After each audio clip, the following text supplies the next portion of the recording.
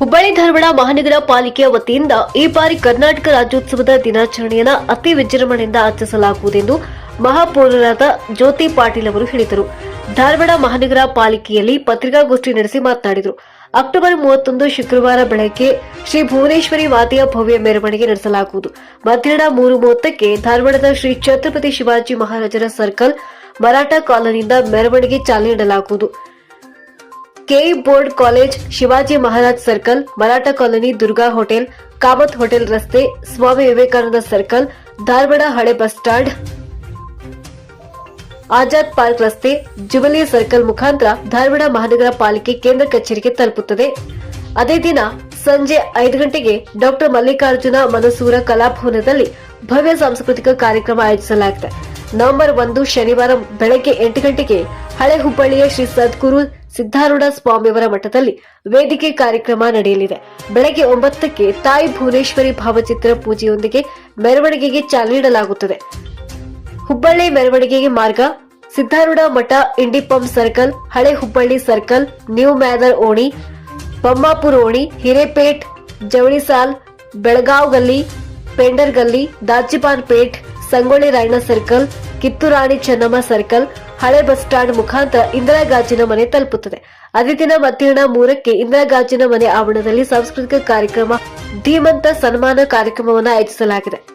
ಇನ್ನು ಪತ್ರಿಕಾಗೋಷ್ಠಿಯಲ್ಲಿ ಉಪ ಮಹಾಪೌರ ಸಂತೋಷ್ ಚವ್ಹಾಣ್, ಸಭಾನಾಯಕ ಈರೇಶ್ ಅಂಚೆಟ್ಗೇರಿ, ಆಯುಕ್ತ ಡಾ ರುದ್ರೇಶ್ ಗಾಳಿ, ವಿರೋಧ ಪಕ್ಷದ ನಾಯಕ ಇಮಾಮ್ ಹುಸೇನ್ ಎಲಿಗಾರ್, ಸದಸ್ಯರು ಶಂಕರ್ ಶೆಳಕೆ, ವಿಜಯಾನಂದ ಶೆಟ್ಟಿ, ಶಂಭು ಸಾಲಿಮನಿ ಸೇರಿದಂತೆ ಅನೇಕರು ಹಾಜರಿದ್ದರು.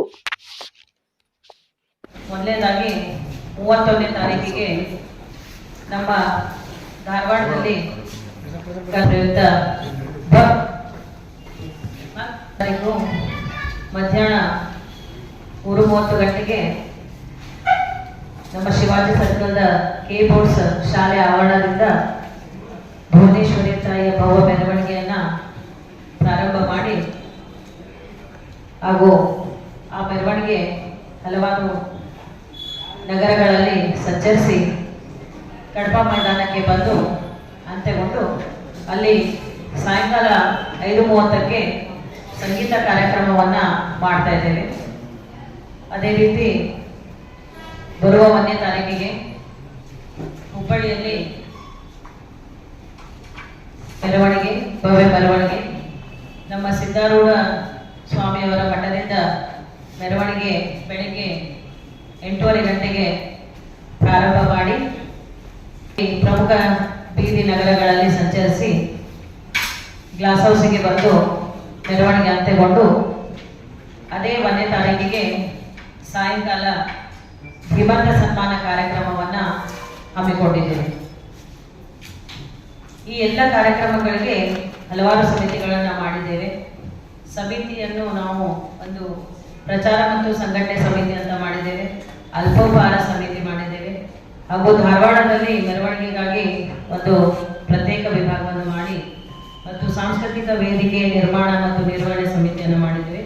ಅದೇ ರೀತಿ ಹುಬ್ಬಳ್ಳಿಯಲ್ಲಿ ಮೆರವಣಿಗೆಯ ಸಮಿತಿಯನ್ನು ಸಹ ಮಾಡಿದ್ದೇವೆ ಮತ್ತು ಧೀಮಂತ ಸನ್ಮಾನ ಸಮಿತಿಯನ್ನು ಸಹ ಮಾಡಿ ಅದಕ್ಕೆ ಅಧ್ಯಕ್ಷರು, ಸದಸ್ಯರನ್ನ ಮತ್ತು ನೋಡಲ್ ಅಧಿಕಾರಿಗಳನ್ನ, ಸಂಪರ್ಕ ಅಧಿಕಾರಿಗಳನ್ನ ನಾವು ಆಯೋಜನೆ ಮಾಡಿದ್ದೇವೆ.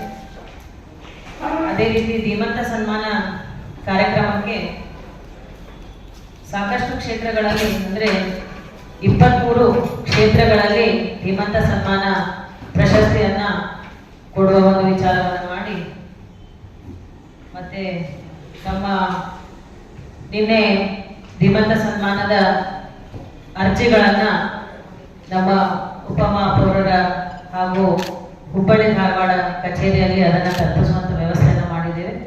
ಸೊ ಯಾರೆಲ್ಲ ಅರ್ಜಿಗಳನ್ನು ಹಾಕ್ತಾರೋ ಅದನ್ನೆಲ್ಲ ನಾವು ಕನ್ಸಿಡರ್ ಮಾಡಿ ಅದರಲ್ಲಿ ಯಾವ ಕ್ಷೇತ್ರದಲ್ಲಿ ಅತ್ಯುತ್ತಮವಾದ ಸೇವೆಯನ್ನು ಸಲ್ಲಿಸಿರ್ತಾರೆ ಅದನ್ನು ನಾವು ಪರಿಗಣಿಸಿ ಪ್ರಶಸ್ತಿಯನ್ನು ನೀಡುವ ಕಾರ್ಯಕ್ರಮವನ್ನು ಸಹ ಮಾಡಿದ್ದೇವೆ.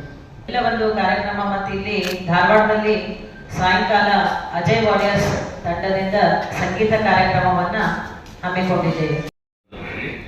ಮಹಾಪೌರ ಆಯುಕ್ತರು ಹೇಳಿದ್ದಾರೆ, ಏನು ಸರ್ಕಾರದ ಇತ್ತೀಚಿನ ನಿರ್ದೇಶನ ಏನಿದೆಯಲ್ಲ ಅದನ್ನು ಪಾಲನೆ ಮಾಡಲಿಕ್ಕೆ ಎಲ್ಲ ವಲಯ ಕಚೇರಿಗಳಿಗೆ ನಿರ್ದೇಶನ ನೀಡಿ, ಏನು ಸರ್ಕಾರ ಹೊಸ ಗೈಡ್ಲೈನ್ಸ್ ಏನಿದೆಯಲ್ಲ 60% ಕನ್ನಡ ಇರಬೇಕು, 40% ಇಂಗ್ಲೀಷ್ ಇರಬೇಕು, ಅದನ್ನು ಅಳವಡಿಸ್ಕೋಬೇಕನ್ನುವಂಥ ಒಂದು ಆದೇಶವನ್ನು ಮಾಡಿದ್ದಾರೆ. ಅದನ್ನು ಕಾರ್ಯರೂಪಕ್ಕೆ